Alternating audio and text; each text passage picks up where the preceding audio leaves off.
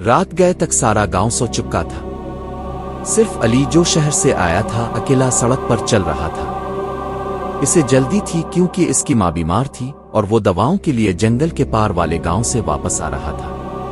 हवा में एक अजीब सी बो थी, गंधक और सड़े हुए फलों की। अली ने अपना कॉलर ऊंचा किया और तेज कदम बढ़ाने लगा। अचानक इसे पीछे से एक आवाज सुनाई दी, बेटा मेरी मदद कर दे।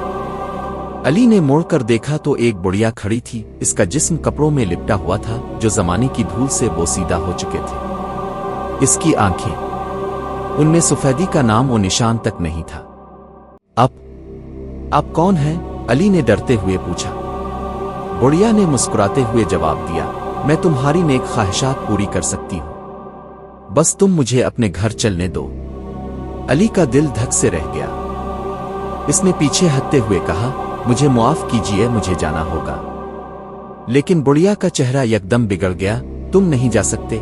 इसकी आवाज अब कई हिस्सों में बच चुकी थी, जैसे दर्जनों औरतें एक साथ बोल रही हों। अली ने भागना शुरू किया, लेकिन जितने तेज वो भागता रास्ता इतने ही लंबे होते गए।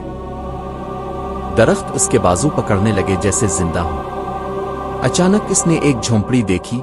इसका दरवाजा खुला था, अंदर से हल्की सी रोशनी आ रही थी। बेइख्तियार अली अंदर दाखिल हो गया। दरवाजा खुद ब खुद बंद हो गया।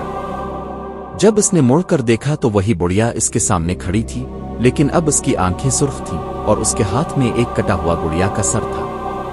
अब तुम हमेशा के लिए मेरे हो। सुबह हुई तो गांव वालों ने अली का खाली थैला जंगल के किनारे पाया।